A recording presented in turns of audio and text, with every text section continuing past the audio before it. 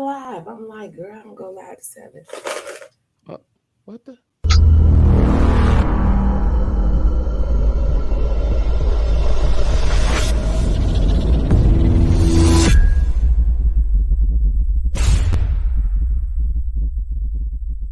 Everything that means eyes connected to everything, and that's why I'm in everything. All eyes on me, all eyes on everything. That means everything. Eyes connected to everything. What happened? It Yeah, the button wouldn't go. But just anyways, yeah, wouldn't go. we're here now. Yeah, we're here now. Um, Hello, I am hello. live on everywhere. All right, this is things that people don't want to talk about. Brought to you by God Level. Where is the music in the background? What happened to that? We wasn't going to do that. I thought we It were was going to said the button flow. wouldn't go. It still wouldn't, like right now. That was, I thought I was asking about the beginning. Oh, I'm working on it. Keep going. Keep going. Just keep going, Keep work going. it out. Okay.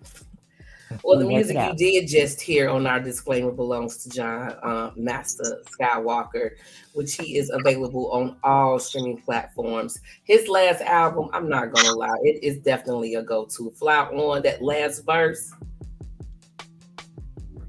that last verse, baby. If I could just, and I'm known to rap with the music. I'm still trying to get the long range Ruger, that little section right there. I was like, how did he do that? How you? Because you go so fast and then you do. I was like, what? It's a tunnel. I'm trying. But anyway, this is things that people don't want to talk about. Name's God Level. I'm originally from St. Louis, Missouri. Home of the St. Paul. You only get it right down here in the Midwest. I am a mother. I am a nurse. I'm an aunt. I have this podcast. I'm an entrepreneur. Um, Cousin, friend, I am everything good. John, you want to go ahead and represent yourself? John Skywalker, the Sly Talker here, lyricist, spoken word artist, martial artist, personal trainer, lover of life, student of psychology, and I am a father who has 5 hip hop, positive, conscious, high vibrational albums that are available on Yes. all major streaming platforms. We got Dimensions, Higher Dimensions, Final Dimensions. This is what you're listening to right now. You got Light Benders, and you got the Law of Affirmation. Hip hop, real hip hop. Good stuff. Absolutely. Tap in. Salute. Tap in. King Newborn, you want to go ahead and represent yourself? Peace, peace, peace. This is King Newborn. You can follow me on all social media platforms at Newborn Everything. And as always, I am of service. Peace, peace, peace. Welcome. Saba Diamond, you want to go ahead and represent yourself? Hetepu, peace. Itium hetep. These are all greetings in my Kemetic traditional language. And I am Saba Diamond, spiritual teacher, spiritual guide, counselor, life coach, personal trainer, nutritionist. I'm the one who take you from where you are to where you want to be. I say. I'm gonna have to call on you soon. Ivy Turner, you want to go ahead and represent yourself? What's going on, y'all? It's your girl Ivy Tanner, also known as Intensive Ivy on TikTok. I am a former Army broadcast journalist. I am a future art therapist. I am a multimedia artist. I am a mother. I'm a sister. I'm a friend. Thank you for being a friend. And I am a procurer of all of these ADHD hamsters.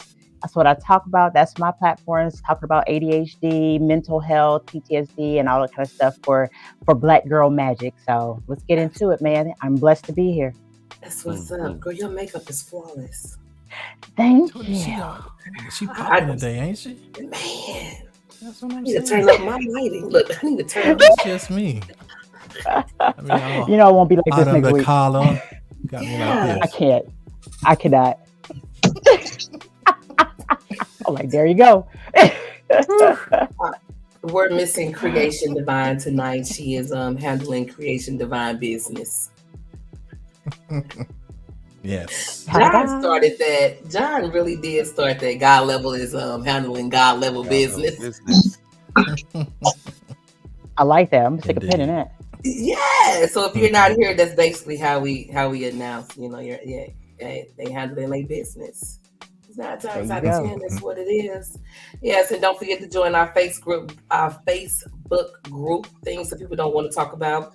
We are also on YouTube. We go live every Sunday at 7 o'clock.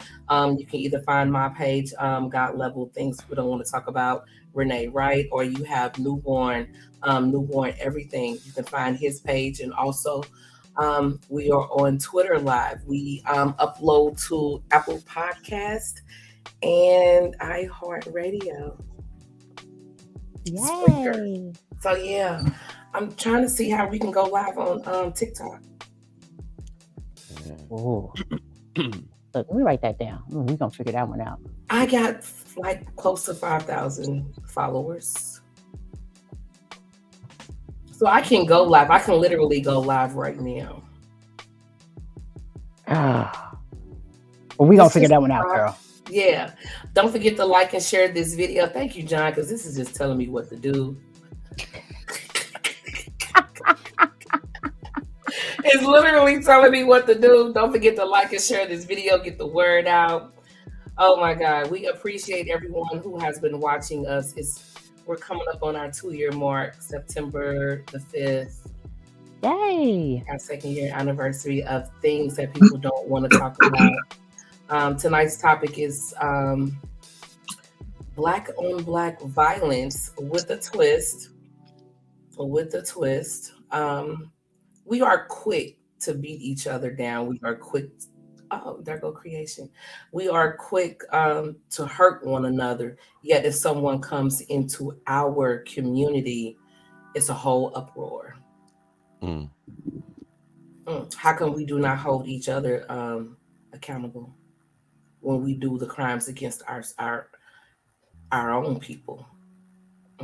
So I guess, it makes it comfortable for other people outside of our community to actually come in and deal with us that way because of how they see us treat each other. That's what we're going to talk about tonight. Diamond? Huh? Oh, okay. You want to kick it off? Let's start with violence. Okay. What is...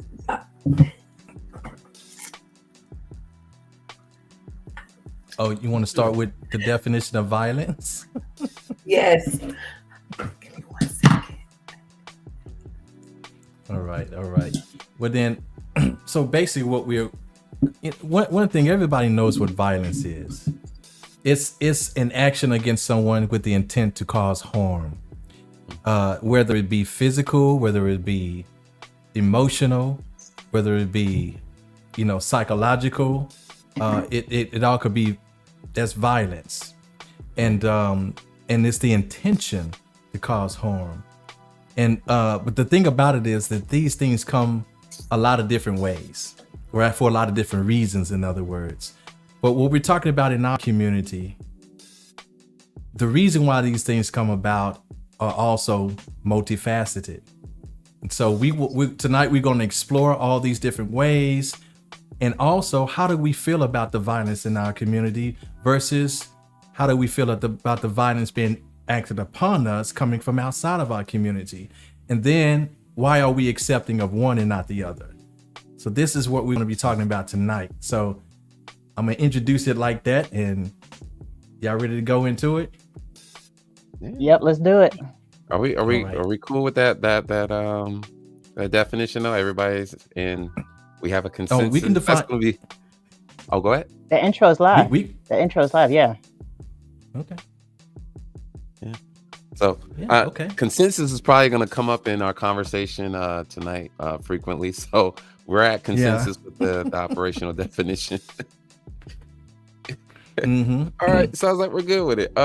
Should we also introduce the working model that we were discussing? Oh, wait a minute. Creation, you should go ahead and introduce yourself before we do anything else.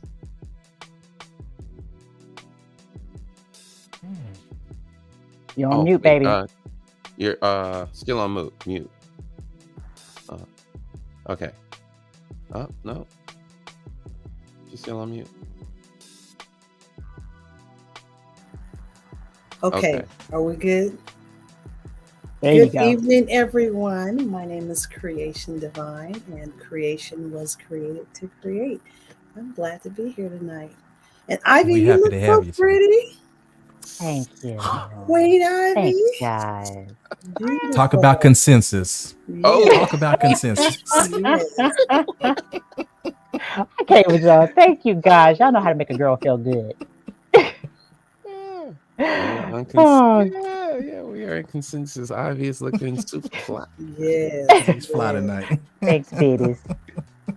All right, so I appreciate y'all. we're with consensus on defining violence. We can also lead into our concept that we were discussing on in our powwow, right? So, Ivy, I believe you said violence comes in 4 main forms. What were they? But yes, the first one is physical violence. There is sexual violence. There's physiological violence, and then there's I think it's economic or emotional. One second, let me just Yeah, but I'm pretty sure economic. it's economic violence. Yeah, you said economic. Yeah. Mhm. Yes. Okay, that seems pretty fair right there. All right, let's kind of hash out a few examples of each so that the audience has a pretty solid foundation in which we're building. So let's start with economic violence. What does that look like for us? I think, oh man, we could talk about so much economic violence. I mean, just think about like our people in general. We really weren't, you know, like even back when, okay, during the Reconstruction era, right? During the Reconstruction era, after slavery, when Black people tried to get ahead and they tried to create something for themselves, they tried to create, like, generate some type of economic wealth for themselves that was sustained through generations. I mean, we all heard the stories about places like Rosewood, Black Wall Street in Oklahoma, in Tulsa. I mean, that right there, that's economic violence. It's like you get a whole bunch of people who's like, oh no, I can't see anybody who's darker than me doing better than me. So we're just going to go ahead and wipe out their institutions. We're going to wipe out and not only that, but we're also going to make it impossible for them to get ahead and to gain anything in this Reconstruction era because we want to be higher than them. That's what I think. But also you have, that's like overall, but you also have like economic violence, like when you're in a narcissistic or a controlling or toxic relationship, and you have people who are, who are like, well, I'm not going to give you any money. I'm going to keep all the money away from you. So that way they control what it is that you do. I think that those are 2 examples of economic violence. Mm-hmm. So let me ask you a question. Do you see that type of violence being acted upon us within our own community? Because that's economic violence being enacted upon our community from outside. What about inside of our community? What might be some examples of economic violence? I'm thinking honestly, and if anybody's out there, if you're listening, I mean, correct me if I'm wrong, but I'm thinking like the crab in a bucket mentality, right? I mean, Okay. we know that that's kind of like, I think that that's the violence that can be like placed on ourselves, like in our own community. And it's not as heavy and it's not as stringent as the outside influences, because we are all kind of on one playing ground, in the Black community.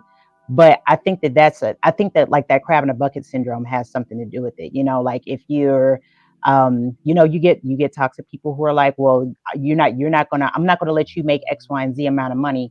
Or people who say you owe me money and I'm just going to go ahead, I'm going to overcharge you. I'm going to charge you like 50%, loan sharks, things of that sort. Does that make any sense? You understand what I'm saying? Like those are the things that I think of. Yeah. Mm-hmm. And I think that also stems from the bigger problem with this lack of unity, lack of the ability to see others as an extension of ourselves in our community. And we can easily talk about what that comes from, but another form. So when we rob each other, for financial robbery and things like that, which happens quite often. Burglary, where you're breaking in somebody's house, stealing from them or what have you, breaking in their cars. These kind of things. That's also economic violence as well. That can send people, destroying property. Because that could really put people on economic hardships, to do such things. Because it ain't cheap. It ain't cheap to get some of these things replaced. Trust me, I know. I've recently had a whole car stolen from me. Oh wow. Off my street. So my Kia never recovered it either. Never got it back. So, but it's a good thing I had another one. But the thing is that it just made it a little bit more planning to get around with between me and my queen, because she had one car, I had the other. So, but this thing, still economic hardship, you know. So let me I'd like to ask a question regarding these different types of violences. Do they require different motivations since they operate on different in different areas or domains of our experience? So for example, is the motivation to break into a car going to be the same as the motivation to shoot another black woman, shoot another black man?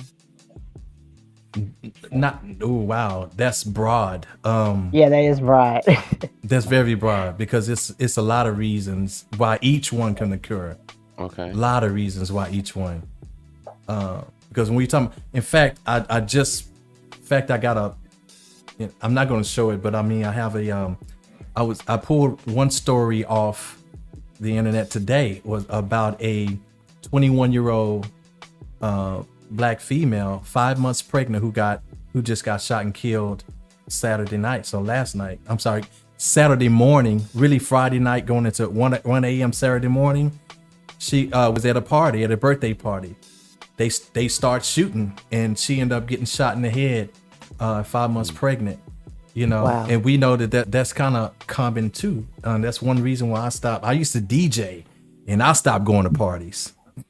I'm the DJ, and I stopped going to parties, because when we get together like this, the level of violence that pops off for whatever reason, and you just never know, because it's so many reasons.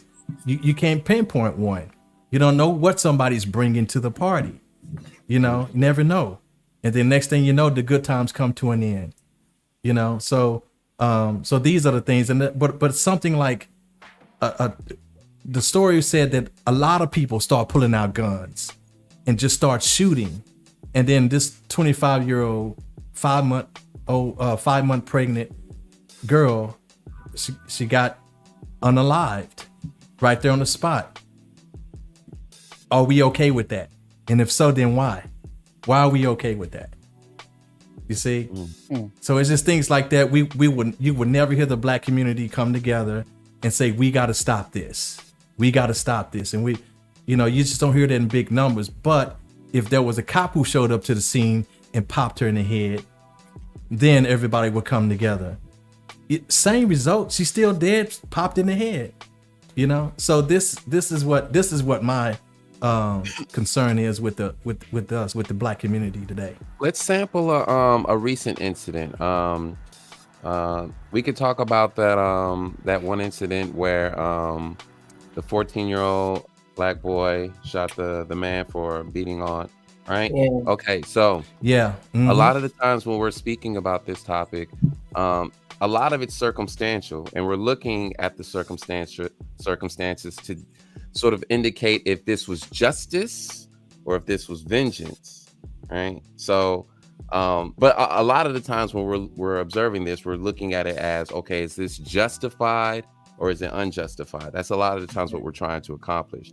So I think for a lot of us, we don't say in general, rationally, that all violence, all black on black violence is unjustified. And the reason why we say that is because, again, there's an offender and there's a defender, right? So we're always looking at the circumstances. Okay, well, why did this person attack this person in the first place?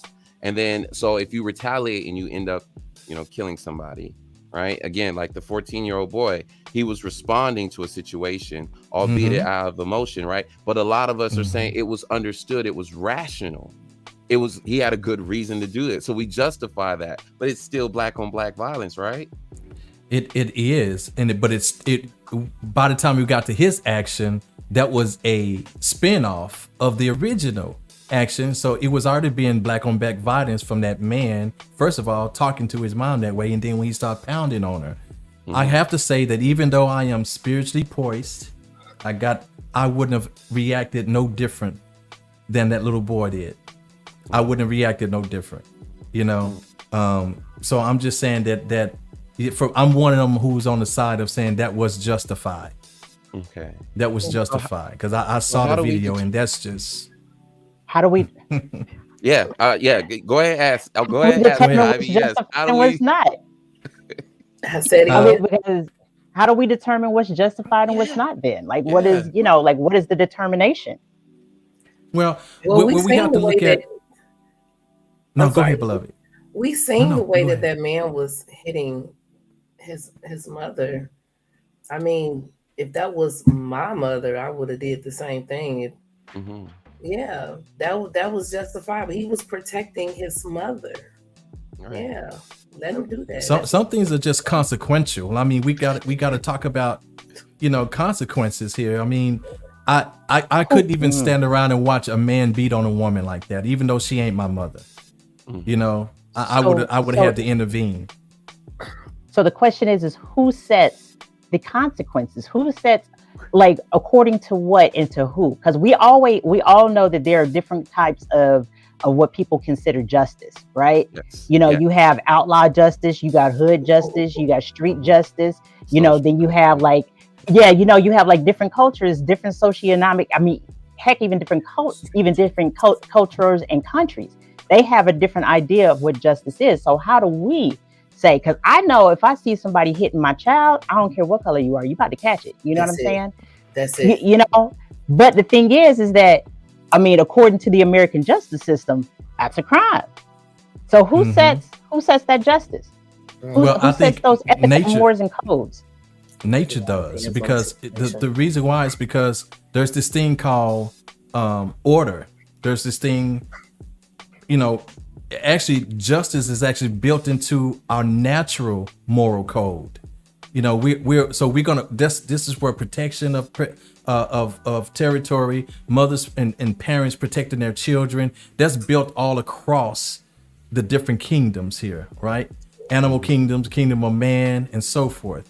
You're gonna protect. So that kind of stuff. If you're actually standing to protect something because somebody's violently attacking or offending, something, some loved one of yours, that's a natural thing that comes from our limbic system, because we're connected to these people, and then the R complex kicks in and say, no, we got to fight. This ain't a fight or flight. This is fight.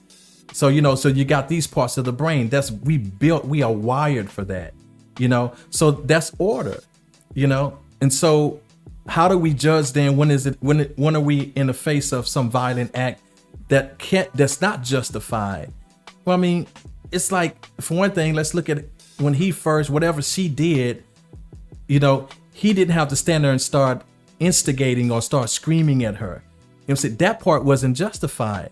His constant engagement with her was not justified. But because he kept continuing on an unjustifiable act, the consequence deepened, and it ended up with him losing his life. You see, so the thing, it gets deep. But Escalation, the of thing course. is that is escalation, right? But the thing is that according to that man, what is really justifiable?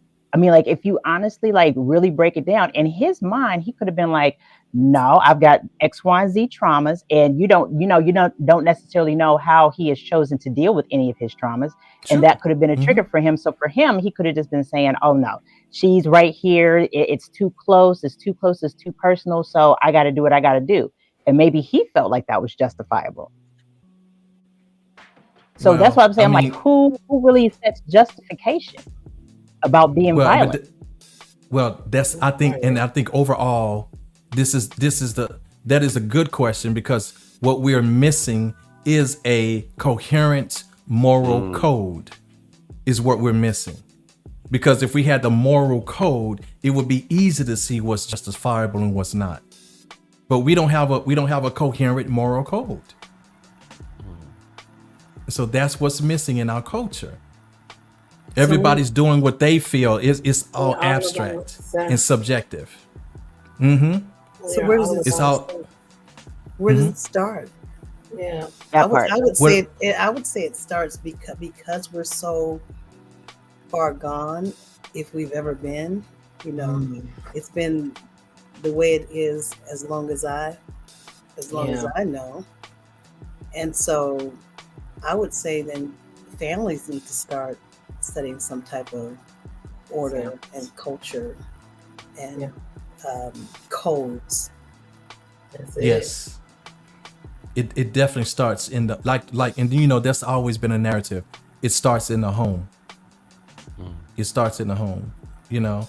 And but it also starts even what you do in the home and what you train and teach in the home, it still needs to be communicated to your neighbors. And then throughout the whole community, you know what I'm saying, the whole community get out. There was a time when it was like that. When we actually had this moral code When? in our neighborhoods. When? Yeah, Well, that's the question. ba- When? When and back whose during the times- neighborhood? Well, let's look back at the times these were the neighborhoods that actually gave birth to places like Black Wall Street and gave birth to our economic forthcoming. It was a lot of those neighborhoods actually. It was a whole bunch of those. As we know, as we read the stories, it was hundreds of them that were buried underwater, right? So we knew that, not just Black Wall Street, but it was that moral code because they understood how they treated one another, how they supported one another, and they understood what harmony looked like. They understood what health for one another looked like, and they supported the health and well-being of one another, you know, from the top on down. You know, but then every time that happened, every time we look unified, it got disrupted. It got disrupted in big, violent, vulgar ways. It got disrupted. You know, so What disrupted it? we had it. What disrupted it? The Yep. outside jealousy, outside desire to be a part of it, but we understood that we couldn't allow the outside to have any part of it because then they would infiltrate it and take it over. So even in the story of Black Wall Street, those outside neighborhoods, the white neighborhoods on the outside of what was it, Greenwood, outside of that, they wanted in with that where it's out just outside of Tulsa. It wasn't Tulsa, it was actually Greenwood. If you look at it, it was just outside of Tulsa, Oklahoma. And but right in that neighborhood, right on the outside of that, those other white businessmen wanted in on the growth. Because if you understand what was there, they had universities, they had law offices, they had hospitals, doctors' offices, and banks. They had their own banks. Their money stayed within their community. You know, and so now these outside people wanted to come in and get a piece of it when they were turned down too many times. And if you'll find this is an ongoing thing, they will go in and say, oh, such and such said something to a white woman, raped a white woman. They would start blaming. They would just make that false claim, get all these other good old boys riled up, and then they would come and start making a fight. Making a fight out of it and getting the government on their side because you know who blew? The government loaned them planes to fly over and drop bombs on that area. That's how much backup they had. You see? So that's who did it. It's pretty clear. That's who did it. But then every time we tried to come up with something like that, it got disrupted. Then they came up with redlining and all this other stuff, corralling us into the worst pieces of land, and then they put dope and everything else in our communities to further divide us, causing economic hardships and everything. So that is true.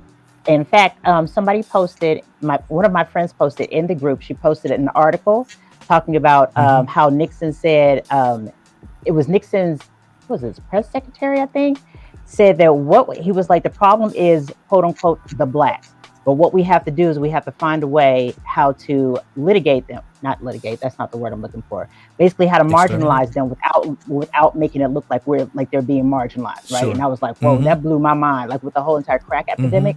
So my question is that now since so fine, we know this. We know that we have had a 400-year history of everyone, of having a lot of these outside forces from being forced to crab in a bucket mentality, from speaking on, from people being divisive, from basically having to climb above or to rise above. We've had 400 years of that. So now, even though there's the institutions that are set here in America, they're still happening now. My question is what do we do at this point in time because at this point in time, we've gotten to a place where we know this as a community, we know this intellectually. So what is it that we do to try to mitigate that? Now that we know it intellectually, how do we get it down? How do we get it to our kids? How do we get it to our kids that this is what's happening? So this is the reason why we got to stick together. Focus on the So family.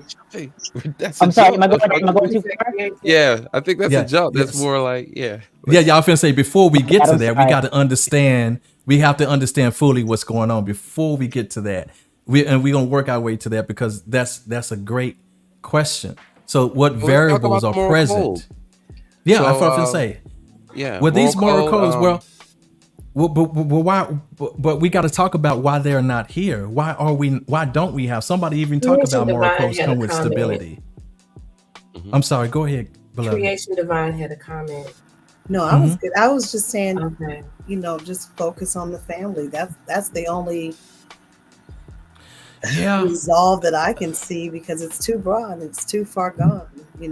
Like I Well, said. but if I say we have to understand some of the things that are present, that are it's kind of like you smell something stinking, but you got a rotten piece of bacon in your pocket.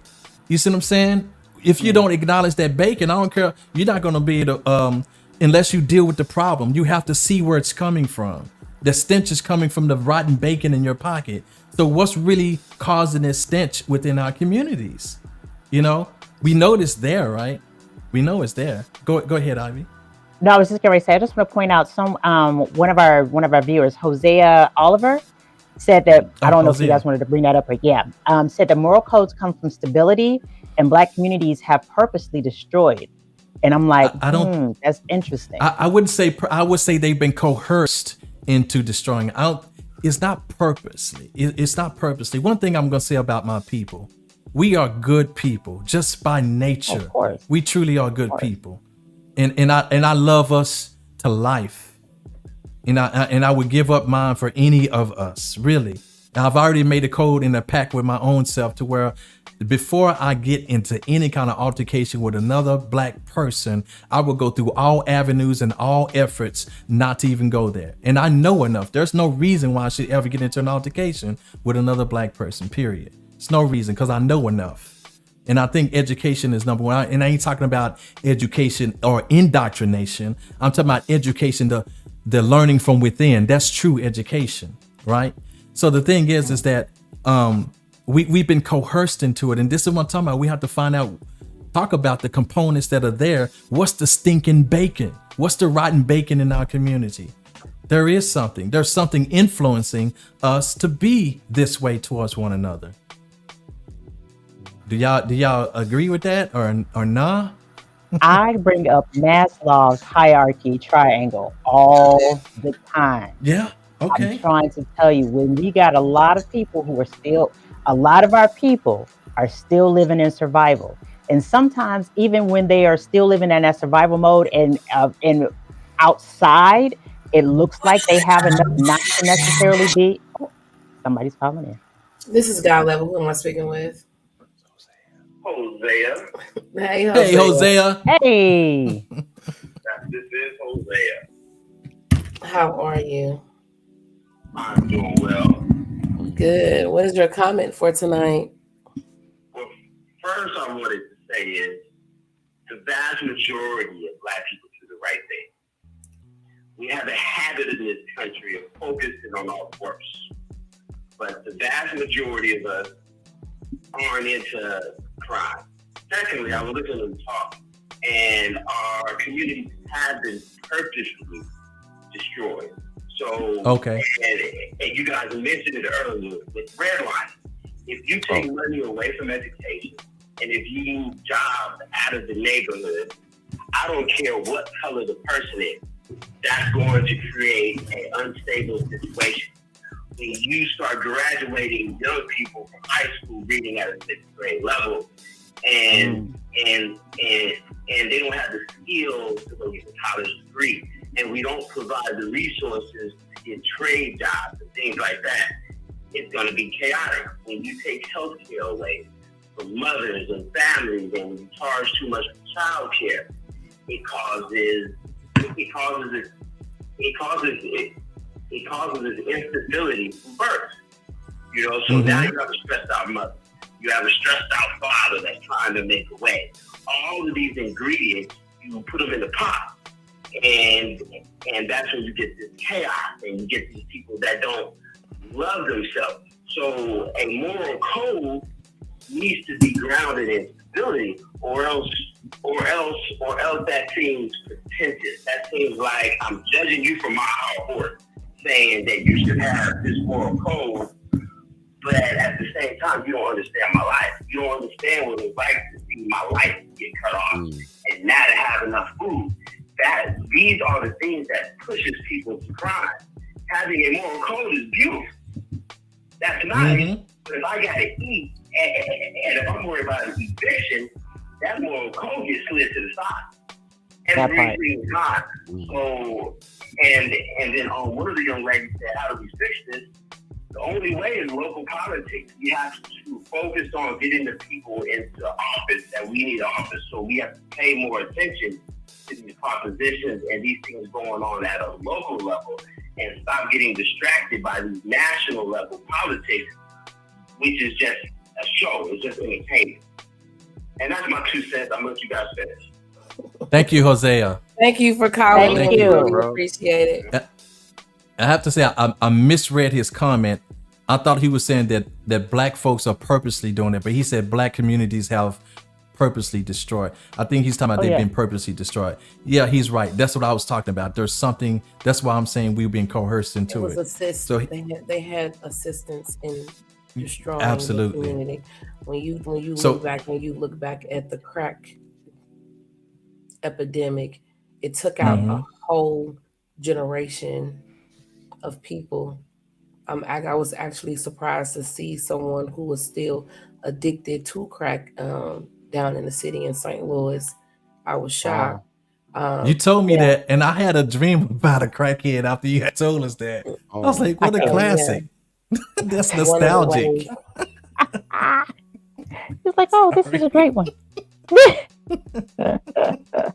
That was I don't know. Check the private chat, Miss Ivy. But yeah, we was assistance. Go ahead. So where do we typically get acquire our moral codes? Because of course we're talking about the individual, then we're talking about the family unit, and then the families are in the community. So how do we, acquire these moral codes in mass? They have to come by way. The way they have come by way is through our spiritual lifestyle.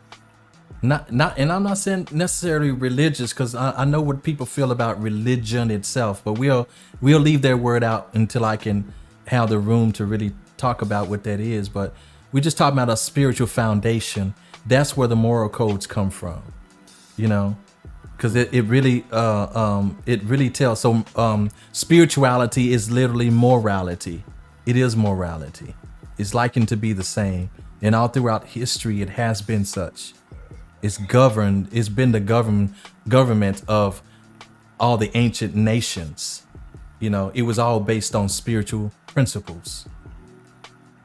It comes from research of who we are. We don't know who we are. But what about we do not know who we are. We've been cut off from our history. Come on now. Speak, girl. Speak. Not aware, so we have to look back and find out who we are as a people. Speak. Prior to coming over here and being told, well, this is who you are, as far as being a slave. No, our history goes back thousands on top of thousands of years. That's who we are. Who's going to tell it? You have to be willing. You have to be willing to want to know who you are. Come on now. Where does the information come from? Where does who you are? Where does that come from? That's the part that I wanted to get to, because I was just getting ready to say, okay, I'm sorry. Go ahead, Creation. Go ahead. I just said there's so many his stories. There are. But you'll find commonalities, because that's what I studied that history, and many different ones, but you find a commonality. You find a commonality on all of the histories, Well, can on we what just all not? of the objective was. Can we just Huh? not establish from right here and now? I mean, because like I said, I've heard Well, so many because it's still different- relevant, though, beloved. It's not that it's irrelevant. It doesn't matter if it's modern time versus ancient times. but it's What but it's was still what was Well, let's start off with something I'm easier. sorry. Let's just for the panel. okay? Yeah. Because we're here. We have moral codes. Where did you guys get yours from? Well, I just said where I got My mine. spiritual practices. I got That's I where got mine from my Spiritual I got mine practices. from my mama. Now let's Be honest. also consider, we've developed. Okay, so we didn't just arrive here with these moral codes. It That's took true. time. We had to practice Yes. these moral codes. Life So I'm lessons. asking, We've Okay. learned. I love where we childhood, going. adolescence. We've learned from our. I love where we're mistakes. going with this, Yeah, because we've we're about to learned hit from right. We're our about to hit a mistakes. wall with that word. We've looked You know, within. I gotta Being aware. Go ahead, Ivy. Go ahead. no, Ivy. I gotta go back to Matt. Oh look, and even Jose, he even said it in the comments. People, if you do not have, if you don't have Maslow's first level, which are your physiological needs. In fact, I'm gonna go ahead and read them. Physiological needs, right? Air, water, food, shelter, sleep, clothing, and the ability to reproduce. Right? Those are those are the bottom layer of the things that you need in order to be okay as a human being. Right? Mm. So if you think about water, if you can't pay your water bill, if your health is failing, if you can't breathe because your health is failing, because you're eating the wrong types of foods, if you don't even know the right types of foods to eat, if you don't have shelter, you can't pay the rent, you can't sleep at night because of the fact that you're sleeping on the steps, and there is something that's either a policeman's going to wake you up, or either a roach is going to come and crawl in your face. You can't even get to have morality. You can't even get to having a moral code or a spirituality, because you are trying to survive, and our people have been trying to survive for 400 plus years. So the question is how do we move? My question for the panel: how do we move our people who are still stuck in survival mode to the next step, which is having your safety needs met? Because it all comes back to us living in survival. When they constantly change the rules of the game. Well, but I want you to understand something, beloved. Everything that you just said is a result of lack of a moral code, because moral codes protect you. Moral codes bind people together and protect one another. If that was to happen, if the moral code was in place, don't you see what happened here? When they brought the best out of Africa to build this country, they destabilized those people by snatching away their spirituality. They brought them from a stable environment. They brought them from stability. They had community, they had family, they had village, they had rites of passage, all this, and not a whole lot of money. It wasn't about that. So it was, but they came from a place where everybody stuck together and backed each other up. It's only here that it became a problem, because they destabilized them by giving them they took their spirituality away, gave them religion, and then they put them in a system that they were not built for. The system is what it changed the whole game for them. So it took away their morality. And so we've been struggling ever since to find it yet again. That's what it is. So we have to find it, huh? And I get that, but if we already know that the game is rigged, then the thing is that we have to find other rules to live by. You know what I'm saying? Not rigged. It's not rigged. I think what? It's not rigged. It's not rigged. It's on No, what I'm purpose. saying is yes, it's on purpose. It's doing exactly what it's intended to do. It's not rigged. You just got to be privy to what's going on. If you don't understand what's going on, then you're gonna be caught up in it. It's like you're on a football field and you don't know there's a game going on, but you keep getting ran over. For what? Well, we were born into it. It was Understood. it was already in place before we got here. I'm 53. I think I might be the oldest on the panel. It's been the same. Just a different day to this day, as long as I've known it or can look back on it. So I mean, we were born into it, a system Yes, ma'am. that was already in place for our demise and our defeat. Yeah. That's That's so the trick. true. So We're being Yes, ma'am. attacked on all levels. On all So But I- that's We that's know. why. I say focus on the Everything that family. we do. Once they Right. got Well, in out the house, I say it's I great. agree with you, Creation. I agree. Focus on the family. I agree with Hosea. He mentions he talked about something extremely important. I don't know if y'all caught it, but he brought up the word instability, and so Yes. this is how when you destabilize, and you could do that from so many different areas, from the area of economic, from the area of education, from the area of like you say, the hierarchy, getting that base. All your basic needs mass, that's the destabilization. That has Okay. that exactly what has happened. But see, they keep seeing that we are people that we keep coming back and coming up. They know if they leave us alone, we be like them weeds pushing through the concrete. So they know they got to keep on pouring it over us, right? Yeah. So the thing is We that have to keep their the foot on st- our neck. they have to keep the foot on the neck, because when they let up, we grow. And who are Every the single they time. too? Because We talking about the power structure. We talking Okay, about yeah. those who are in The cahoots. system, yeah. so not Yeah. necessarily white people. We need to get more involved. Well, not The necessarily, but I can Yeah. tell you this: My, it definitely is and I'm gonna be distinct. It's a federal European construct. It's a Yeah. federal European construct. Okay, so I'm being very specific there, because I wouldn't say that it's necessarily the American government, but it's the federal government. And when you understand that those are two different entities, then you know what I'm talking about. Okay, you know what I'm talking about. One of them frees us, the other one keeps us in bondage. and then there are us's that on Mhm. certain levels, do the same. I've been Who've down been here in South recruited. Georgia, and when I tell you that They I've recruited. experienced more discrimination and suppression from my own color hmm than I have anyone else since in the last 12 years that I've been here. hmm It's just a bad. Why are we it's so just a afraid sad to see state of one another make affairs. it? You said why Mhm. we're so afraid that what Why- now? Why are we so afraid to see someone else make it? Someone of it's- our color make it. Yeah. Is that a reminder that they're living up to their fullest potential? Whew. Whew. Man, Mm. we could break that Well- down in 300 different ways, like Yeah. dead And serious. it's sad. It's a But sad the main thing, Instead of- what's the cause of it though? What's the source? We gotta start thinking about the source of it all. devil. Why? We can't Yeah. just be talking about the effect. We can't just be talking about why the light is on. We know the light's on. We can see that. Why did it come on though? What's the mechanisms behind illuminating the light? Why did it come on? Why is it like that? Because we're definitely not a natural person that responds this kind of way. We don't function this kind of way. Something is not right. And we have to figure that out real quickly. And what Here's is the it that reason- keeps coercing us into it? Here's the reason why I have a problem with the word moral failing or saying it's our moral, right?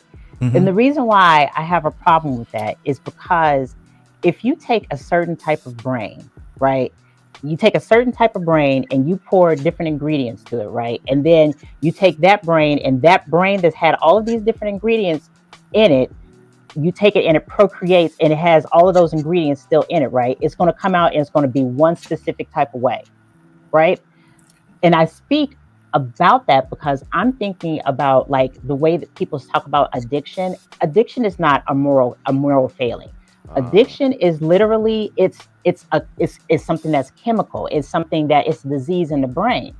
I honestly think that our generational trauma, the stuff that we have not been addressing for 400 some odd plus years, I think that is what is instituted in our brain. And it's not a moral failing as much as it is we need to get to the root of all of our trauma and get that to come up. Like that's just my own personal thing. Because for us, I don't think that it's a lot of moral failings. I mean, yes, we have some that might have looser ideals of how to run their family than others, right? But is it really a failing of morals? When you start attacking people's morals, I mean, you just like like we said in our powwow, hood justice. We could be sitting here. The people who we really want to reach are the ones who are probably not even really going to watch this podcast. Is we're talking about like hood justice, people who have those hood codes, who are like, oh well, we hey, if somebody does this to my brother, I'm gonna go out there and I'm gonna bang bang. That's the reason why people are getting shot. That's the reason why people are getting killed. That's the reason why people think it's okay to deck somebody's mama in the mouth. It's hood stuff. You know what I'm saying? It's that code of ethics. But I honestly don't feel that that's a moral failing. I feel that is a brain thing. Like that is what their brain has been on for 4 or 5 generations. They've been trying to eat. Okay. So I mean, so my question is, how do we correct that? Well, we got to put that in the correct context first, because you have to understand when you're talking about a brain thing, you're still talking about conditioning, and that the foundation of conditioning is morality. Do you? Let me hip you to this. You understand the different dynasties that took place in ancient Kemet. You had the first dynasty, then you let about 6 of them pass by. You hit your first intermediate period. Do you know why these intermediate periods came? And these were the periods where they were destabilization. This is before any invaders came. Any kind of invaders came. This was just all black folks, the people in that nation. Well, what happened is the moral code failed. And so after 6 dynasties, then you hit this time to where you have instability that lasts for a few hundred years. And then you get into another dynasty where your stability comes back. Every time the morality failed, it led them into a period of instability, which we call the intermediate periods. There were 3 of them in the history, right? We are literally in the 4th and longest intermediate period. Right now we are.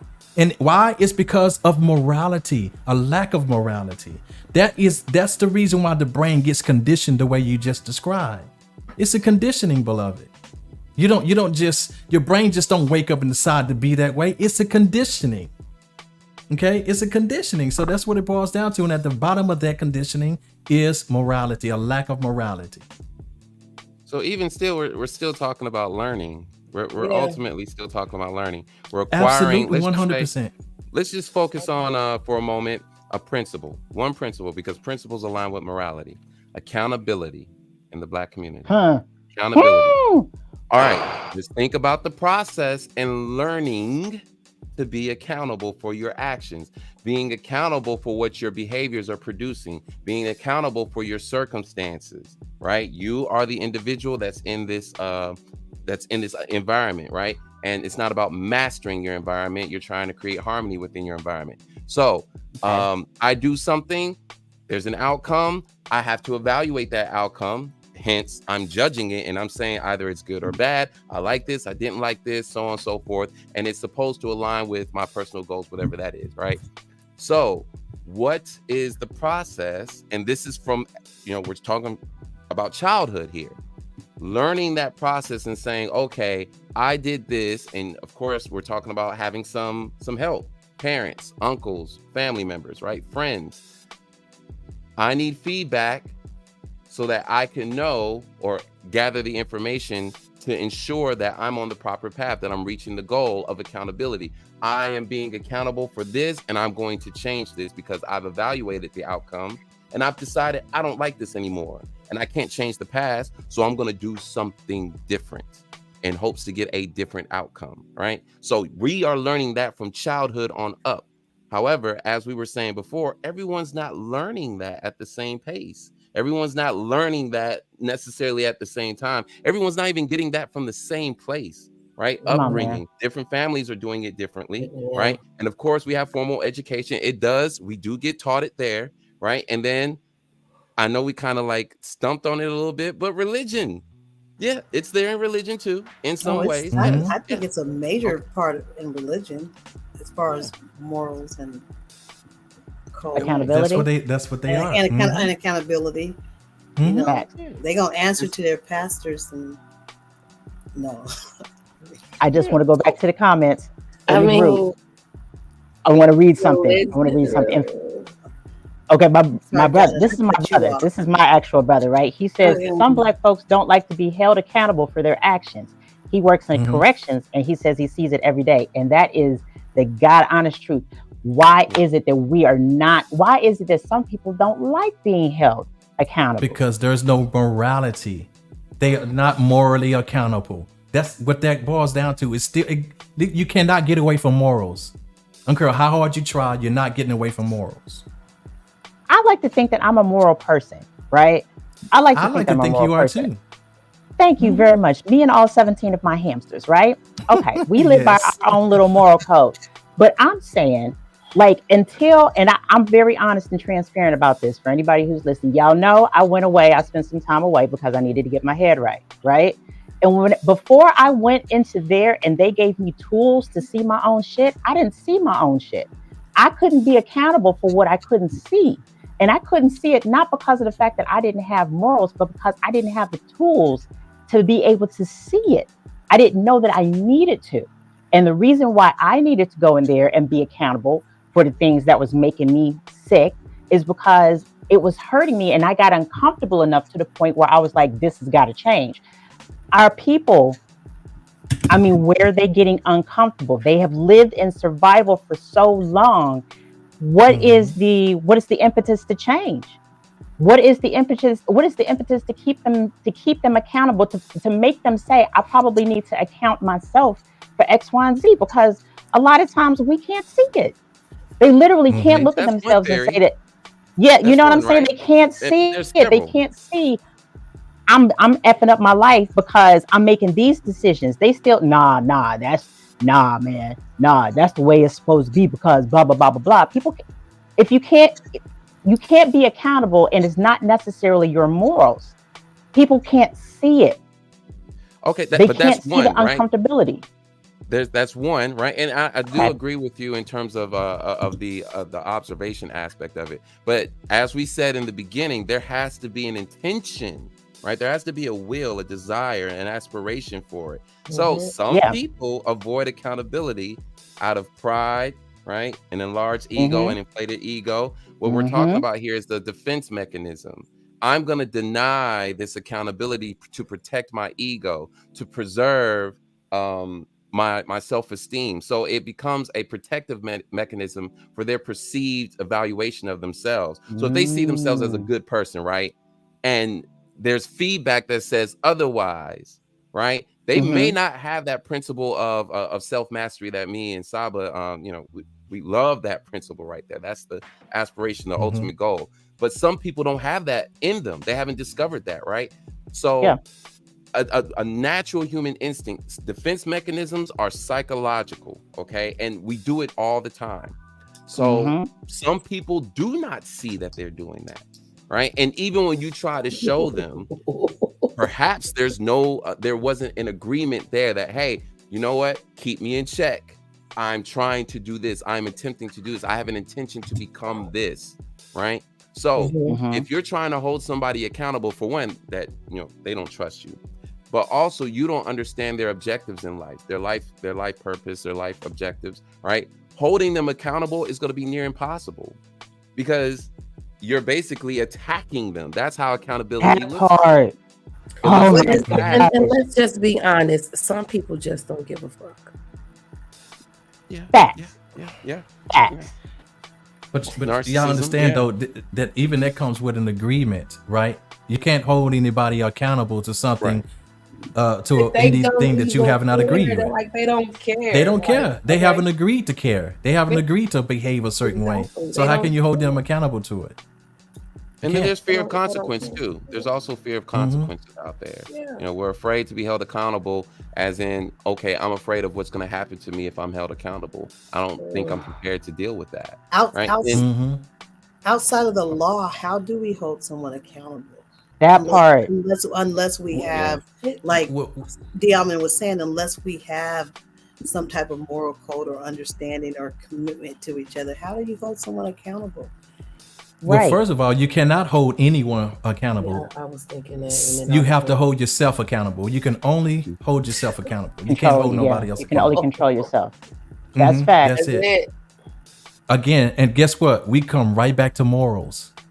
If there's an agreed morality in place, then everybody have to hold themselves hold themselves accountable to that moral code. Everybody hold themselves accountable to it. You can shine a light on it when they don't. You keep going back to morals, but I keep going back to survival. I'm like, you know what I'm saying? I mean, because it's like, yeah, we're still, a lot of us are. I get what she's saying. A lot of us. I get it too. But I'm saying, but that's the problem.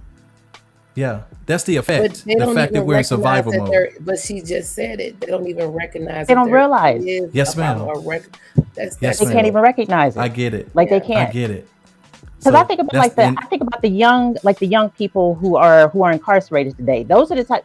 Let's keep it a buck. You know what I'm saying? Those are the type of people who can be responsible for black on black violence in our community, right? Like if you're if you are incarcerated or previously incarcerated, right? I liken their mindset to the mindset of a private who hit World War II Normandy Beach. Like, and I'm gonna tell you the reason why. The reason why I connected, because like back then, your leaders back before in World War II or either in Vietnam, they used to tell you, step onto this field and go out there and fight as if you're already dead. And you have people who are in our community, because of the fact that they're in survival, they're trying to tell themselves, like, if I make it to day 2, I'm good. Like they can't even see a future. They can't have a consequence because they're just trying to survive and make it to the next day. They are stepping on the field of life like they're dead. Already. You know what I'm saying? Like they're dead already. And there is nobody, I can't think of anybody who has that mindset already who's going to be like, yeah, I'm going to go ahead and hold myself accountable. Nah, they're literally living hand to mouth every day. So, and a lot of our people. So how do we change that? That is every day. Yes. We what now? I'm sorry. Go ahead. Yeah. Do we acknowledge that we have a They did. Who wrote that? Yes. Hosea is on one, man. Mr. Oswald, you are on one. Thank you. Salute, my brother. And food. That part. But let's answer this though. Even though they provided hold on. So even though they provided healthcare and food to the people, what did that really do? That's the same thing. What you give a person a fish and you feed him for a day, but you teach him how to fish and you feed him for the rest of his life. You quote the Bible? No, however, beloved, I mean that's just a saying. Healthcare provided care and food provided food. But what I'm saying is a need. He said he said they didn't just tell, and I'm thinking he meant they didn't just tell them to have a moral code. Right. I'm just taking but that was the problem. As you can see, the black community was not sustained by what the Black Panther Party did. It's pretty evident. That's why we're having this conversation today. But it's too broad, y'all.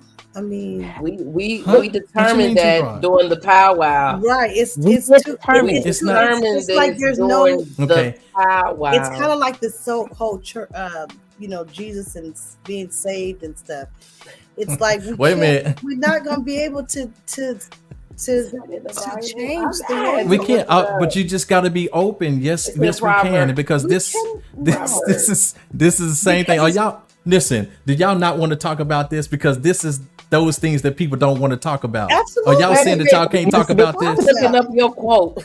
Go ahead. Needs to be talked we've been about. going for an hour. We've been going for an hour. So yeah, we really have. So I just need to throw this in here. What the Black Panther Party did for the black community. Ooh. You said teach a man how to. You said give a man a fish, he'll eat for a day. Teach a man how to fish, then he'll feed himself for a lifetime.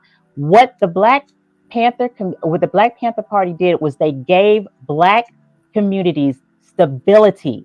The very first thing that is on Maslow's triangle in the hierarchy. They might not have taught them how to fish every day, but what they did is they knew that kids and full-grown men could come there every day and get a hot meal. They could talk about places to stay. They had a place where they had connection and community. And what happened? We all know what happened. Nope, I'm not even going to say it because I still got a security clearance. But we already know exactly what happened to the Black Panther Party, right? Yes, we do know. And they were young people themselves. They were very young people. And that's what we're talking about.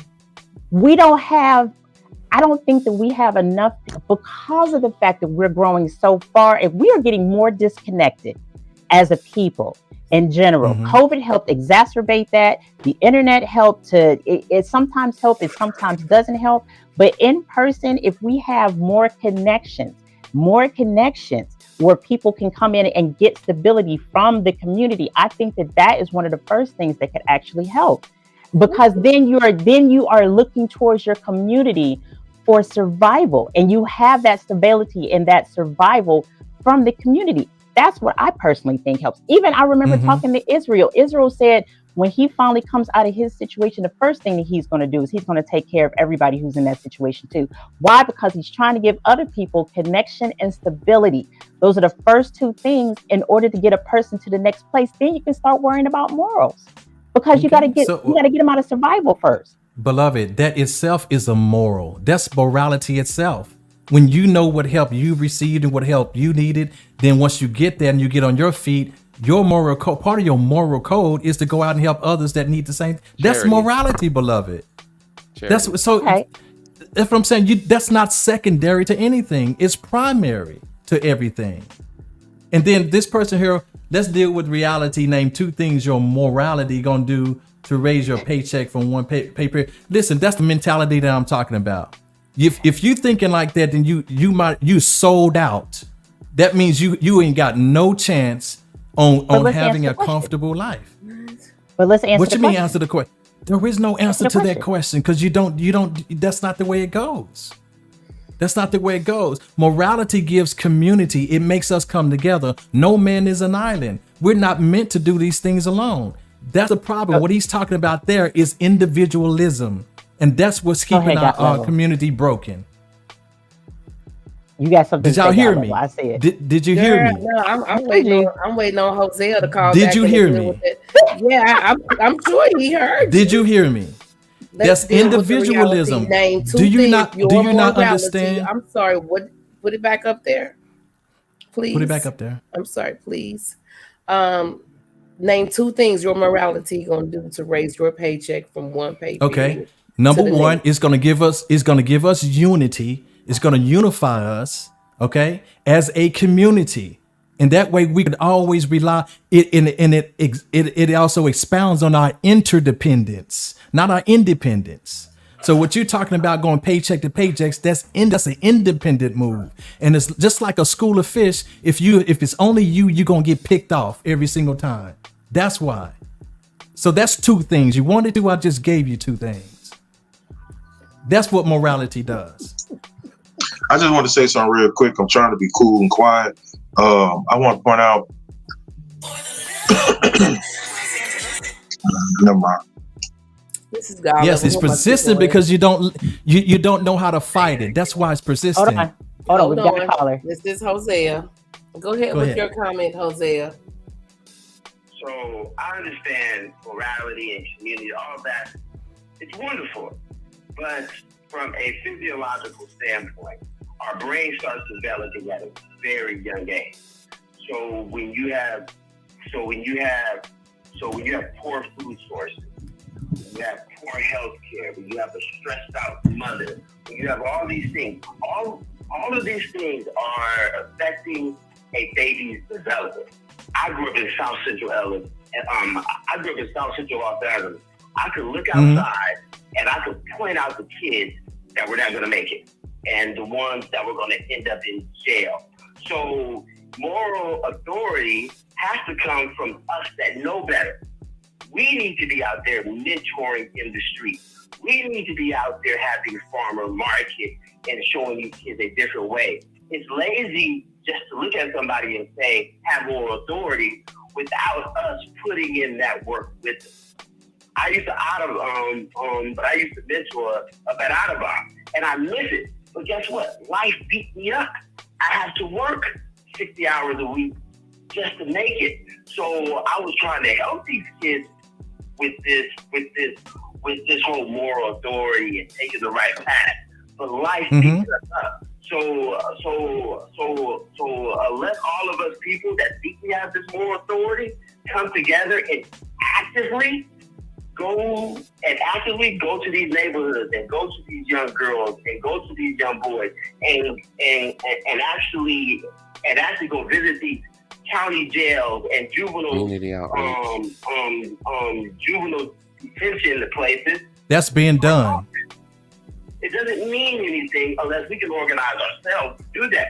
Yes. We cannot rely on those people just to wake up one day and say, you know what, I'm gonna do better. The brain doesn't work Thank like that. you. Not even a little. That is You just proved my point. Thank you. You just proved my point. Thank you, Hosea. He just proved my point. Everything he talked about was moral, was developing that morality. He's saying we can't get it done without this moral code. Everything he just named as a solution was part of the moral code that we must initiate. Okay, so I'm sorry, is morality, is that too big a word to deal with today? Because I thought we was talking about something very foundational. It's not necessarily so much as it's too big to deal with. I mean, I'm not going to lie to you. Keeping it a buck, keeping it 100 is off-putting. You know, like if you say morals, then if you actually use the word morals instead of like maybe betterment or something of that sort, or like, you know, like coming together as a community, saying somebody has loose morals and that's the reason why we are out here doing X, Y, and Z. That's just, I honestly think that is those words never came from my mouth, but I did say that there is a lack of morality. I did say that, but that's what I said. But yes, but I'm saying because it was in the face of a question of why all this is happening. There was in the face of that question because there's a lack of morality. Part of my moral code is not to ever hurt, not to hurt. Now, there was a time when I didn't have this moral code. I was slapping everybody. Black, white, didn't matter. Young, old. But I had to develop the moral code to stop doing that because of the effect. Because I didn't like the effect of not having that moral code in place. Everything we're talking about, when you're talking about survival and all that, that's the effect of not having the moral code in place. I want to go back to King Newborn because he wanted to say something. Because because he wanted to say something. I don't even understand what's so hard to. What is the deal? Who am I talking to? Oh my goodness! I'm sorry, this is God level. Who am I speaking with? This is Israel. How you doing, Israel? Oh, what's up, Israel? What's going on with you? I want to speak to my brother D right there. I was the one who put up the comment about name two things to raise your paycheck from week to week that has anything to do with morality. So let me explain what I meant by that, right? So if you think about the single mother who works 40 hours a week, but needs to work an extra 10 or 15 to get her light bill paid, or to get more food for her children, or get gas in her car so she can get back and forth to work. When you think about the mother and the father who have to work extra hours to make things meet because they don't have enough with that regular food, that's what I mean by think two things that morality does to raise your paycheck from week to week. Okay.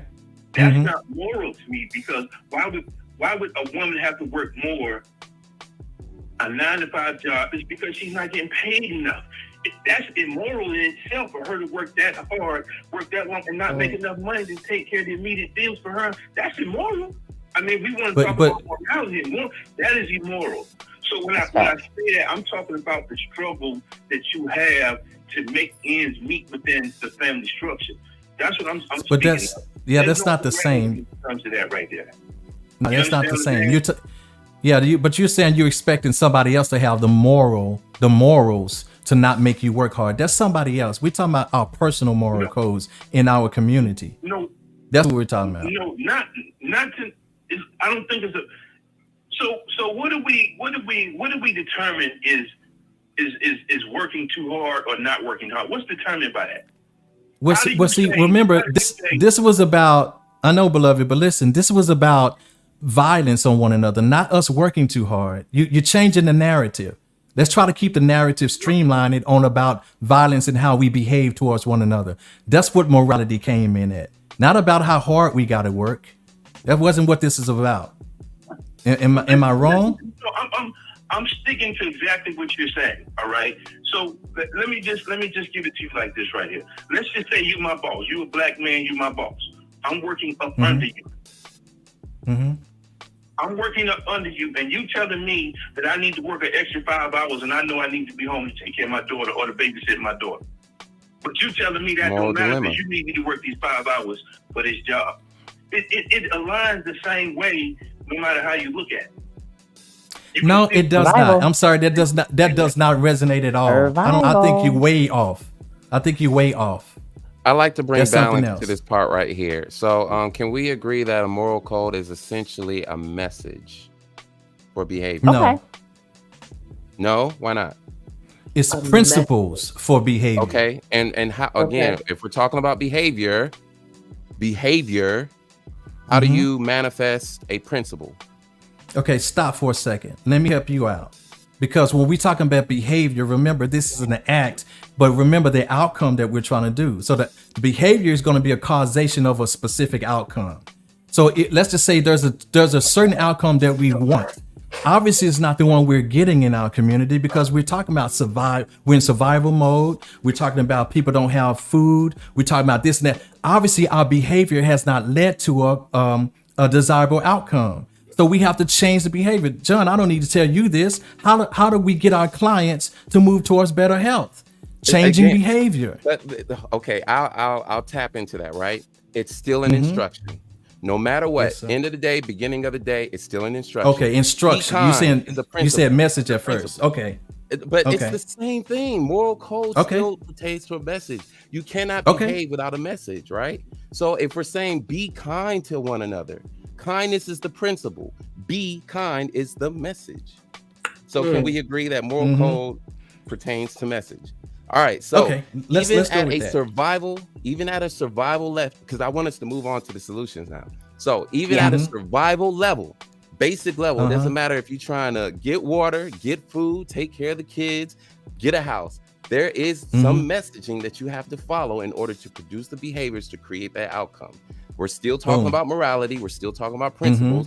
We're just Okay. being instructed from a top perspective on down. We're still using reasoning to do this Okay. also. So Yes. if it's something like, hey, I had to, and we also use moral codes to justify why we did. Man, I had to kill him because so and so and so and so. That's your moral code. That's top bottom. Even though it. it's at a survival level, and now that basic level is just it's one of many domains, right? So it doesn't matter if it's okay. I had to protect myself. I didn't want to kill him. I didn't want to, but I had to because da, da, da, da, da, da, da, da. So the messaging is part of our narrative. It's part of our story. It's the reasoning. We say, hey, this principle was in operation, but we break it down and say, but I had to do this because. So we're just talking about messaging. So what messages do we need to be receiving, and how can we receive those messages? Okay. Okay. Danielle, are you done with your comment? Hold on. Yeah. I just wanted to call in and start something. That's all. I just want to start something. I knew that's what he was Wait a minute, I doing. ain't he's not lying. He Jack's texted me over right before he called. He was like, I'm about to call and then antagonize I know. him. I already knew that's what he I was said, doing. please do. All right. Good. Thank you for calling in. All right. Before we move Absolutely. on, my King Newborn has something yeah. we want to say. Yes. Because he's been absolutely cute. And for he said our he wasn't going to be 18 quiet. What's up, King? over here. Let me get a piece of ice. I know, let me put my headphones on right so I can. Look, let me sit up. He had to wipe his face and readjust his hat. He had to do all of that. Okay. It's first of all, peace and love to each and everybody on the panel, first and foremost. Also, thank you, God level, for putting this Voltron force together. Every Sunday, I learn more and more of what I'm not, what I need to become, from a male principal and from a female principal. So that's beauty within itself. As I listen tonight, and the more I hear the word morality and moral code and principle, I'm understanding more and more we still lacking unity within our conversation period right now. We're not one accord. That's the issue. That's the main issue. I'm not attacking the panel.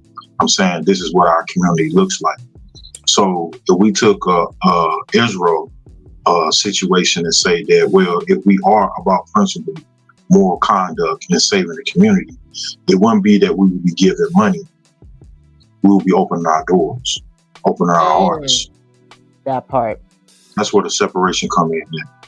So I want to bring that to the forefront, because as much as we seek outwardly outside our front door, within 5 to 10 feet of a crime that is being committed, are we the same ones that saying that even though you're outside my door, let me bring you in so I can show you what it looks like to put in principles into play, to come out of fight or flight, survival, what it's like to not to be in poverty, what it's not like to live poor, what it's not like to struggle. Because most of the times we struggle mentally within ourselves, we struggle physically within ourselves. We fighting our own moral code day to day. We're putting other ideologies in it when we know we the ones walking through our own personal journey. Ms. Tanner pointed out very, very eloquently when she said, you can never control another person. You can just control yourself. So the question still remains, like Skywalker said, accountability and responsibility. What is it I'm doing to control myself? Even if I feel like my two wrongs make a right, but let me right my wrongs. What does that come into play? So it's a beautiful subject that we're talking about, dealing with violence on violence. But who opened the door to say, look, we ain't gonna do that shit in front of my front door? So who's doing it? I really want to know who's doing it. And by the way, even us just having this discussion, this is what the community's supposed to be doing anyways. This is a model. Absolutely. So I just named 2 ways in which we can address the problem. It's talking about it, which we're doing right now. And then even when we're kind of divided on the issue, there's still respect. That's a principle, is it not? There is, absolutely. Oh, it's love. Absolutely. It's even more than respect. It's love. It is. Because at the end of the day, I think with some people, they get so wrapped up in their own opinions, and like they want to control everything around them because stuff has been so unsafe for them. So they're like, no, if you don't agree with me, that's my life. That's my life. You know what I'm saying? I'm like, no, that's just a difference of opinion, to be completely and totally honest. And the thing is that when it really comes down to it, I mean, can you make a difference? Can you make a difference in your own life? And then by making a difference in your own life, that light is going to shine outwards.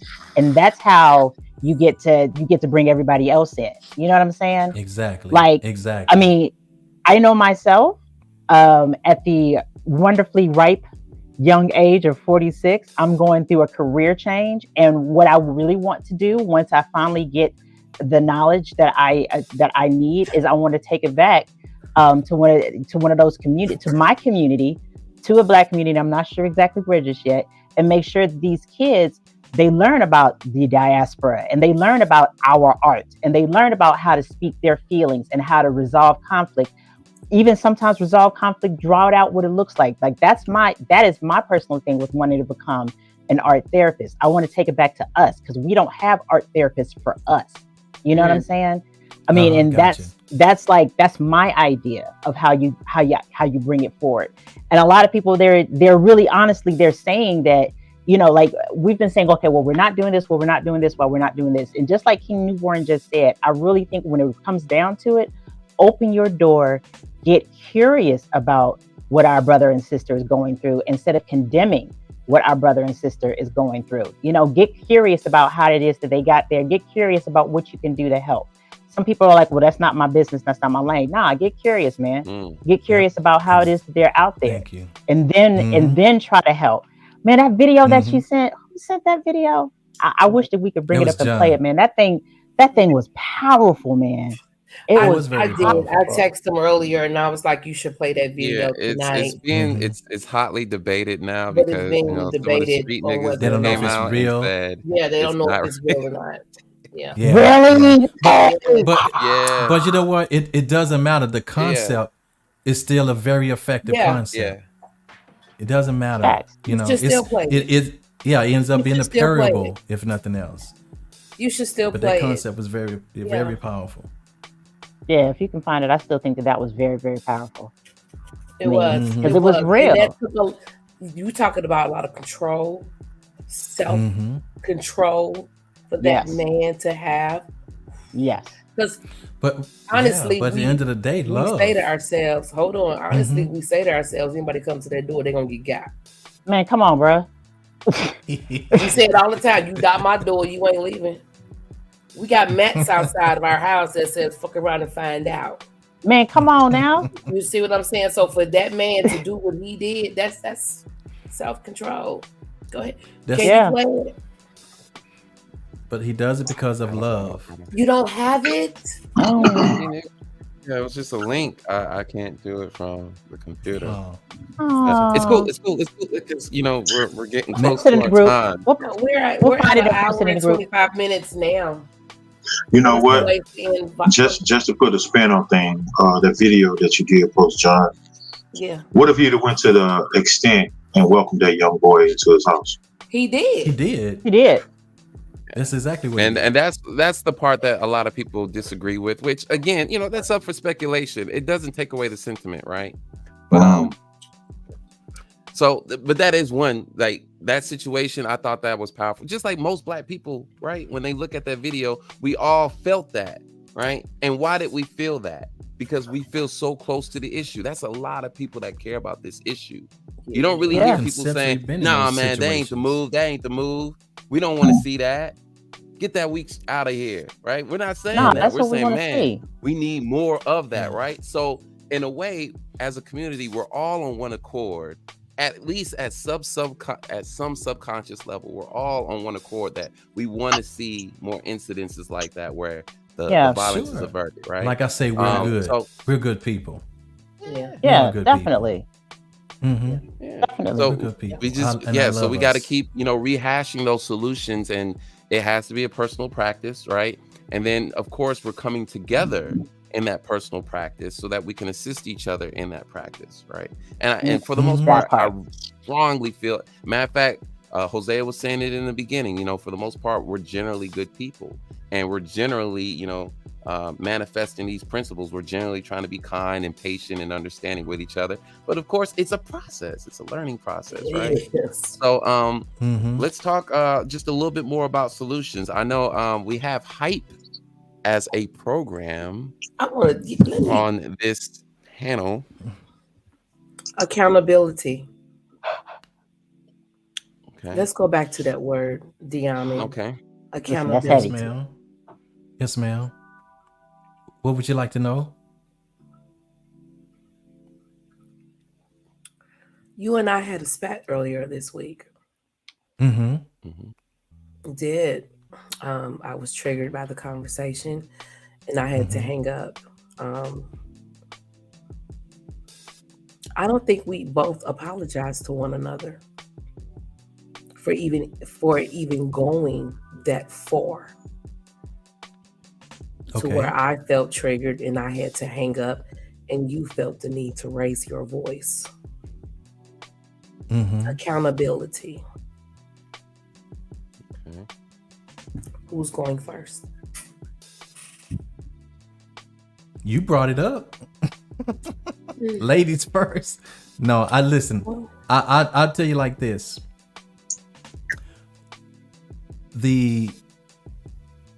It was never my intention, to get you, triggered or what have you. However, I wouldn't apologize for anything I said, because I never say things I don't mean or intend. Okay. But I do what I do apologize for. If you felt like at any moment that I didn't love you, if I came across uncompassionate, if I came across any other way than that expresses and accentuates my love for you, then that is what I apologize for. Because I didn't mean to do anything out of, outside of love.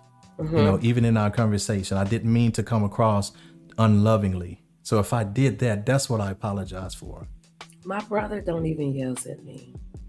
His Well, voice I don't know is if I strong. yelled. You was yelling. Well, I must have been talking over he you. did his part. Come on now. Come on now. Next time, I I'll ask for more understanding Yes, ma'am. concerning something you. Look at John's face, though. Look at John's face. God level. Look. Come on now. Look. He went straight for the gusto. Come on, get the gusto. Hey, Solution. he's like the Boondocks. Pay what you owe, Santa. Pay what you owe. I like that. Yeah. Pay what you Pay owe. what you owe. Yeah. You know, Pay what you God level. owe. I ain't gonna lie, I was a little triggered just now. Aw. I was a little triggered because I ain't apologizing for what I said. I was triggered by that, you know. Let's keep it going. But you know, Look. the fact that we could have that little spat and still be here, love. Indeed. Don't look at me like John he's disappointed.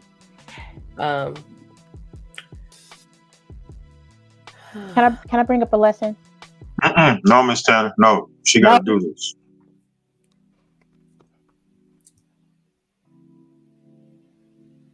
Gotta put the ego aside. That's facts. That's facts.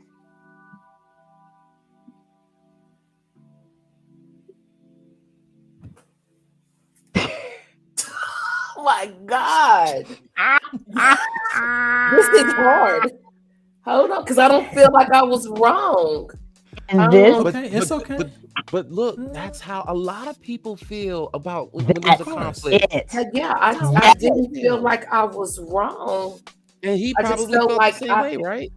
I hate that it went that far. That's the it. problem I don't like. Mm-hmm. I hate Yeah. that it went that far. I never want to be put in that situation again. Mm-hmm. I never want us to be in that situation again. I agree, beloved. I agree. Let me ask this question because we're about to see some real life, real conflict resolution right here. Why is it hard? Why is it hard? Yeah. Did we get the Why is apology it, yet? why is it hard to say Mm-mm. sorry, even though you didn't think that you were wrong? Why is it so hard? I mean, before we even move to that point, did we even get the apology yet? We got one. We got one. I was supposed to Hold on. apologize. Yes. But listen, Well, you you do said like it out that. your That mouth. sounds You like said it out you. your own mouth that we both. you did. We So if did. you meant We that- did. Then why- You God said level. we Come both. on, man. Just say it so we can go to I Ivy's question. apologize. Okay. Ivy. Now, why is it hard for you to say I'm sorry? Because a lot of people. Go ahead. I did not feel like I did anything wrong. I felt like But the why? conversation and the way that we were talking, and I knew it, and that's why I was like, we need a mediator right now because this is going to go further than what it needs. And when he started yelling, that was the trigger for me, and I immediately had to hang up because I knew if I responded to what he was saying, Mhm. he probably wouldn't be here today. Okay, so why? But why? Still, I get that it was a trigger, but why was Mhm. that a trigger for you? You don't have the yelling. It took me back. That was all I endured. All I ever endured. So And just for the I just record, wanna that's her point that out. interpretation. that's what I. Okay, So I just wanted It's to her point that out. interpretation. A I lot. don't- So yeah. that let's go ahead and go back to that same man who smacked that mama when they was in the Mhm. rib shack, right? And the boy Yeah. came in. Mhm. The boy came in and saw his mama being smacked, right? Mhm. He could have been triggered. She could have been triggered. But the thing is that nobody had the tools to be able to dial it back and say, why am I so angry right now? Why do I want to commit violence right now? Why is it that this person who is across from me, even this person who I could either love or not love, but why is my brother? Why are they bringing me to a point where I actually want to commit violence against them? Why? Okay. Why is it? Because once you break that down in our community and we take it back to the why are we so angry to the point where we want to commit violence, then we can actually walk ourselves back to a point where we start to regulate our emotions. Mhm. And then we can realize that it's also something at us that got us so triggered. And we're able to let go of our ego and be like, all right, my bad. You understand what I'm saying? I Even get though it. you might have been triggered, we're still able, like if you get to the why Mhm. is because I will still say it all day. We have been triggered in survival mode all the time. Our emotions get high and nobody has the tools to walk it back and to say, I was triggered because of this, not necessarily because of the purpose, not because of the person. And that's why I think that we have so much black on black violence, because of the fact that we don't have the tools to walk our emotions back. And we are passionate people. And why don't we have the tools to walk that shit back? Because we've been in survival for 400 years. My own personal interpretation. Okay. That's a solution. So somebody go out there and Alright. learn conflict resolution. Wasn't wrong. That's why I wanted a mediator, because I knew that it was going to go left. Mm-hmm. I knew that. That's like, no, Mm-hmm. we need to get someone in the middle so we both can be heard. Because if you're not listening to what I'm saying and I'm not listening to what you're saying and we're both just talking, there's no understanding on either side. So no, when your voice gets louder, to me, that's a yell. And at that point, it's like, okay, I need to go ahead and, But that sometimes have to happen when they have to talk over you. Then of course the voice got to get loud. Talking over me, you were making a statement. No, I was and I kept trying to tell you, we're not going to always agree. Mm-hmm. Which again was not the narrative. That wasn't the narrative. Always That's what I said. going to agree. So I reached out to John. John is going to always be that. Hey, thank you. Talk to Diamond. Come back, talk to me. We spoke later, but I know me. And that's the thing. I know me. And that is kind of the theme, yeah. I know me. Mm-hmm. And it would, and if it would have went another left, and hey. Okay, so we established that part, but here's the thing: what John just said: accountability and responsibility. So you really don't need a mediator when you understand you have your own moral compass. You don't need a mediator. You got to check yourself. Period. I mean, whenever you throw yourself out there and say, and this is not a shot at my sister God level, this also includes myself. If I know I'm gonna go left, if I see another left, it's just time for me to walk away. Period. That would be my conflict resolution right there. Yeah. That would be me practicing emotional intelligence. Yeah. Some of the things that we get ourselves into, we trying to skip the responsible part about us holding ourselves accountable to the decision that we made. There's a consequence to every decision. Always. There's a consequence to every decision. Consequence don't mean negative nor positive. It's a reflect of the decision. That's all it is. We can't.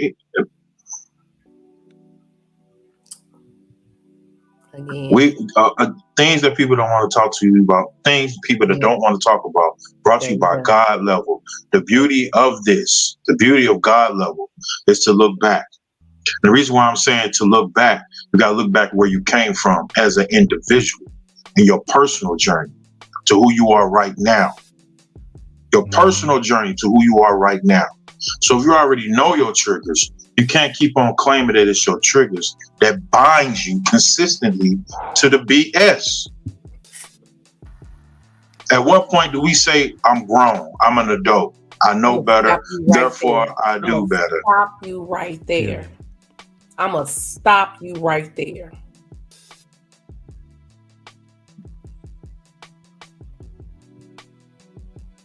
I want to thank everyone for jumping in on tonight's live. This is Things People Don't Want to Talk About, brought to you by God Level. John, you got me? Yes. Thank you. So, this one is kind of new. So if I stumble a little bit, it's because it's new. So I said, I be chilling. Y'all acting like mean children. Like your blood pressure were high and keep building. Every prayer is $1. Trust me, I need millions. Like when I look in the mirror and see healing and other people look in the mirror and see sickness. I rolled on a scholarship and caught seasickness.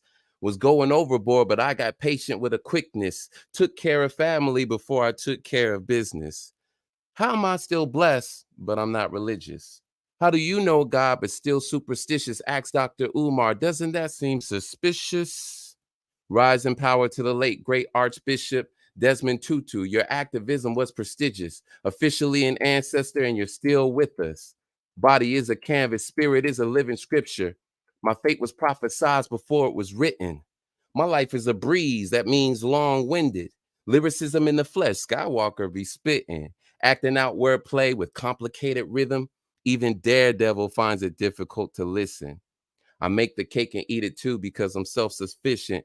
Then say my affirmations instead of the birthday wishes. Yeah, the universe is my genie and it's 3 times black as my skin is. Both eyes closed, third eye is the witness. Intellectually gifted, put my brain on your wish list.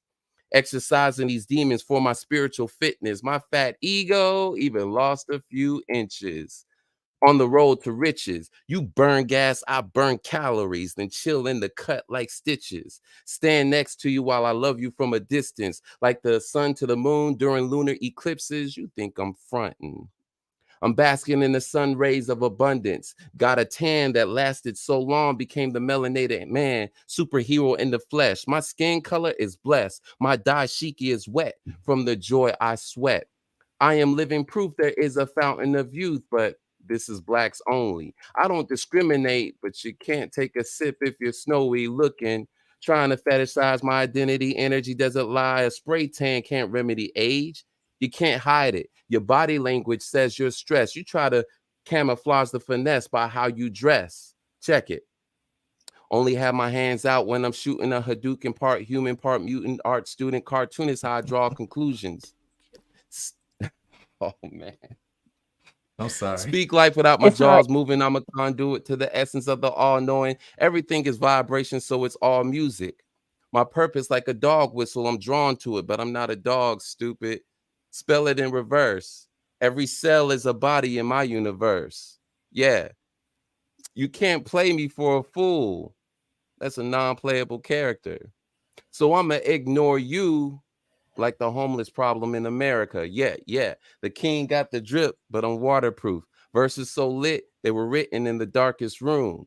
Each verse like a check when I write them. Receive a cash flow every time I recite them. A brother so fly, I'm an angel investor. Blessings you can't measure, but still treasure. My heart beats at the frequency of ultraviolet. My mind is a weapon. My soul is nonviolent. Pronounce the KKK like the K is silent. As each day they decay in silence. What's the science? I wonder, what if we knew the real history? If Yeshua was black, would they treat us differently? Go to Italy and France, see the Black Madonna, but don't you dare come for me like an absent father. Blessed. Blessed. Yes. Yeah. Love it. Mm. 5 albums. John Skywalker. Yeah. Final Dimension. Final Dimension. Copy. Bring it up. Love it. This was God level things people don't want to talk about. We will see you all back here next week. Yeah. Peace.